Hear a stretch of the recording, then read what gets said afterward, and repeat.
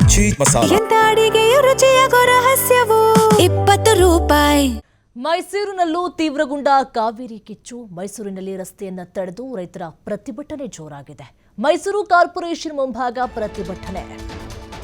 ರಸ್ತೆಗೆ ಅಡ್ಡಲಾಗಿ ಮಲಗಿ ಪ್ರತಿಭಟನೆ ಮಾಡಿದ್ದಾರೆ ರೈತರು.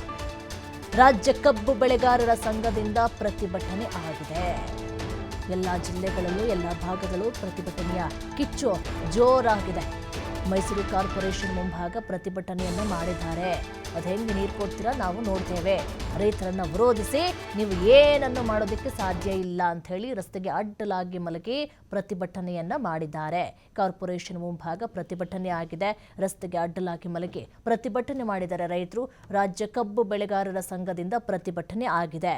ಈ ಭೀಕರ ಬರಗಾಲದಲ್ಲಿ ಕುಡಿಯೋಕೆ ನೀರಿದ್ರೆ ಸಾಕು ಎನ್ನುವಂತ ಪರಿಸ್ಥಿತಿ ನಿರ್ಮಾಣ ಆಗಿದೆ. ಅಂಥದ್ರಲ್ಲಿ ನಿಮಗೆ ಕುಡಿಯೋಕೆ ನೀರಿಡ್ಕೊಂಡು ನಮ್ಮ ಹತ್ರ ಕೇಳ್ತಾ ಇದ್ರೆ ಅದು ಕೃಷಿ ಚಟುವಟಿಕೆಗೋಸ್ಕರ.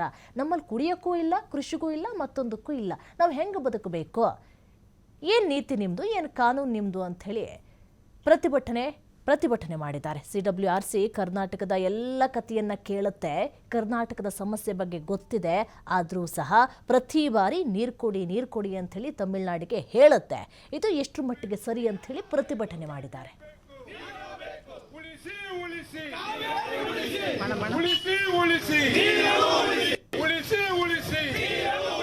ಕರ್ನಾಟಕದಲ್ಲಿ ಕುಡಿಯುವ ನೀರನ್ನು ಉಳಿಸಿದ ಸರ್ಕಾರಕ್ಕೆ, ಕರ್ನಾಟಕದಲ್ಲಿ ಕುಡಿಯುವ ನೀರನ್ನು ಉಳಿಸಿದ ಸರ್ಕಾರಕ್ಕೆ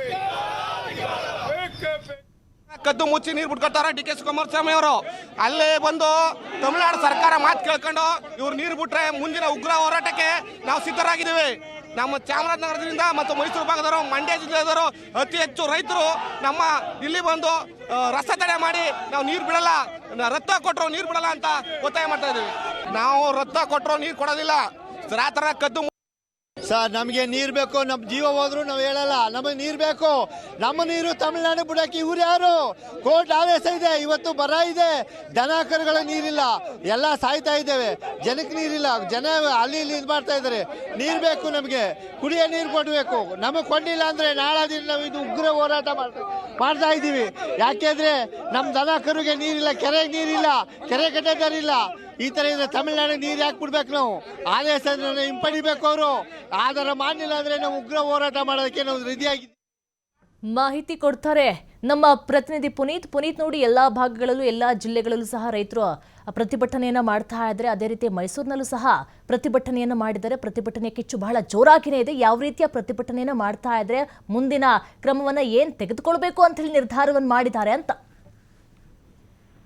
ನಿರೀಕ್ಷಾ, ಈಗಾಗಲೇ ಏನು ತಮಿಳುನಾಡಿಗೆ ನೀರನ್ನ ಬಿಡತಕ್ಕಂತ ವಿಚಾರಕ್ಕೆ ಸಂಬಂಧಪಟ್ಟಂತೆ ಈಗ ಮೈಸೂರು ಭಾಗದಲ್ಲೂ ಕೂಡ ಸಾಕಷ್ಟು ಪ್ರತಿಭಟನೆಗಳಾಗ್ತಾ ಇರ್ತಕ್ಕಂಥದ್ದು. ಬಹಳ ಮುಖ್ಯವಾಗಿ ರೈತರು ಈಗಾಗಲೇ ಏನು ಕೆರೆ ಕಟ್ಟೆಗಳಲ್ಲಿ ನೀರಿಲ್ಲದೆ ಇರತಕ್ಕಂಥದ್ದು ಇರಬಹುದು, ಜೊತೆಗೆ ಮಳೆ ಆಗದೆ ಇರತಕ್ಕಂಥದ್ದು ಇರಬಹುದು. ಇದರಿಂದಾಗಿ ಈಗಾಗಲೇ ಸಂಕಷ್ಟಕ್ಕೆ ಸಿಲುಕಿದ್ದಾರೆ. ಈಗಾಗಲೇ ಇರ್ತಕ್ಕಂಥ ಅಳಿದುಳಿದಂತಹ ಬೆಳೆ ಏನಿತ್ತು ಅದೆಲ್ಲವೂ ಕೂಡ ಒಣಗಿ ಇರ್ತಕ್ಕಂಥದ್ದು. ಹೀಗಾಗಿ ಜಾನುವಾರುಗಳಿಗೂ ಕೂಡ ನೀರಿಲ್ಲದೆ ಇರುವಂತಹ ಒಂದು ಸ್ಥಿತಿಯಲ್ಲಿ ಈಗ ರೈತರು ಇರ್ತಕ್ಕಂಥದ್ದು. ಇಂತಹ ಸಂದರ್ಭದಲ್ಲಿ ತಮಿಳುನಾಡಿಗೆ ನೀರು ಬಿಡ್ತಕ್ಕಂತ ಒಂದು ಕೆಲಸಕ್ಕೆ ಮುಂದಾದಂತಹ ಸಂದರ್ಭದಲ್ಲಿ ಜಲಾಶಯಗಳೆಲ್ಲವೂ ಕೂಡ ಬರಿದಾಗ್ತವೆ. ಯಾಕೆಂತ ಹೇಳಿದ್ರೆ ಈಗಾಗಲೇ ಏನು ಜಲಾಶಯಗಳೇನು ಭರ್ತಿ ಆಗಿಲ್ಲ. ಇಂತಹ ಸಂದರ್ಭದಲ್ಲಿ ಯಾವುದೇ ಕಾರಣಕ್ಕೂ ಕೂಡ ಕಾವೇರಿ ನೀರನ್ನ ತಮಿಳುನಾಡಿಗೆ ಬಿಡ್ತಕ್ಕಂಥ ಕೆಲಸವನ್ನ ಮಾಡಬಾರದು ಅಂತ ಹೇಳಿ ಸರ್ಕಾರದ ವಿರುದ್ಧ ಆಕ್ರೋಶವನ್ನು ವ್ಯಕ್ತಪಡಿಸಿದ್ದಾರೆ. ಮೈಸೂರಿನಲ್ಲಿ ಸುಮಾರು 4 ಕಡೆಗಳಲ್ಲಿ ಪ್ರತಿಭಟನೆ ಆಗ್ತಾ ಇರ್ತಕ್ಕಂಥದ್ದು. ಮುಖ್ಯವಾಗಿ ಒಂದು ಕಡೆ ಅಂದ್ರೆ ಮೈಸೂರಿನ ಕಾರ್ಪೊರೇಷನ್ ವೃತ್ತ ಏನಿದೆ, ಕಾಡಾ ಕಚೇರಿಯ ಬಳಿ ಜಮಾಯಿಸಿದಂತಹ ರೈತರೇನಿದ್ದಾರೆ ಅವರು ಸಹಜೀವರ ರಸ್ತೆಯನ್ನ ಅಡ್ಡಗಟ್ಟಿದ್ರು. ರಸ್ತೆಯಲ್ಲೇ ಮಲಗಿ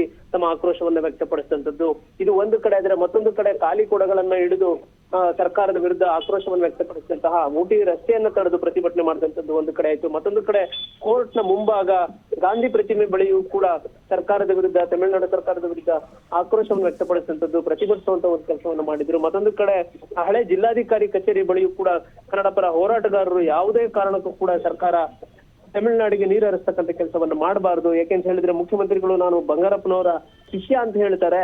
ಅವರು ನಡೆದುಕೊಂಡಂತಹ ರೀತಿಯಲ್ಲಿ ನಡೆದುಕೊಂಡು ರೈತರ ಪರವಾಗಿ ಅಂದ್ರೆ ಈಗ ಬೆಂಗಳೂರು ನಗರ ಇರ್ಬೋದು, ಮೈಸೂರು ನಗರ ಇರ್ಬೋದು, ಎಲ್ಲವೂ ಕೂಡ ಅವಲಂಬಿತವಾಗಿರ್ತಕ್ಕಂಥ ಕಾವೇರಿ ನೀರನ್ನ ತಮಿಳುನಾಡಿಗೆ ಬಿಟ್ಟಂತಹ ಸಂದರ್ಭದಲ್ಲಿ ಕುಡಿಲಿಕ್ಕೂ ಕೂಡ ನೀರಿಲ್ಲದೆ ಇರೋ ಒಂದು ಸ್ಥಿತಿ ನಿರ್ಮಾಣವಾಗುತ್ತೆ. ಈಗಾಗಲೇ ಗ್ರಾಮೀಣ ಭಾಗದಲ್ಲಿ ಅಂತರ್ಜಲ ಕುಗ್ಗಿರ್ತಕ್ಕಂಥ ಒಂದು ಹಿನ್ನೆಲೆಯಲ್ಲಿ ನೀರಿಲ್ಲದೆ ಪರದಾಡುವಂತಹ ಒಂದು ಸ್ಥಿತಿ ನಿರ್ಮಾಣವಾಗಿದೆ. ಕುಡಿಲಿಕ್ಕೂ ಕೂಡ ನೀರಿಲ್ದಂಗಾಗತ್ತೆ. ಹೀಗಾಗಿ ಯಾವುದೇ ಕಾರಣಕ್ಕೂ ಕೂಡ ತಮಿಳುನಾಡಿಗೆ ನೀರನ್ನ ಬಿಡಬಾರದು. WRC ಏನು ಈಗ ಒಂದು ಆದೇಶವನ್ನ ಪಾಲಿಸಲಿಕ್ಕೆ ಸರ್ಕಾರ ಮುಂದಾದಂತಹ ಸಂದರ್ಭದಲ್ಲಿ ಮತ್ತಷ್ಟು ಪ್ರತಿಭಟನೆ ಉಗ್ರ ರೂಪವನ್ನ ಪಡೆದುಕೊಳ್ಳುತ್ತೆ. ಅದಕ್ಕೆ ಮುಂಚೆ ಸರ್ಕಾರ ಎಚ್ಚೆತ್ಕೊಳ್ಬೇಕು ಅಂತ ಹೇಳಿ ಈಗ ಆಗ್ರಹವನ್ನ ಮಾಡ್ತಾ ಇರ್ತಕ್ಕಂಥದ್ದು. ಆ ಒಂದು ಪ್ರತಿಭಟನೆ ಕಿಚ್ಚು ಮತ್ತಷ್ಟು ಹೊತ್ಕೊಳ್ಳುವಂತಹ ಸಾಧ್ಯತೆಗಳು ಕೂಡ ಇರ್ತಕ್ಕಂಥದ್ದು ನಿರೀಕ್ಷೆ. ಥ್ಯಾಂಕ್ ಯು ಪುನೀತ್, ನಿಮ್ಮೆಲ್ಲ ಡೀಟೇಲ್ಸ್ಗಾಗಿ.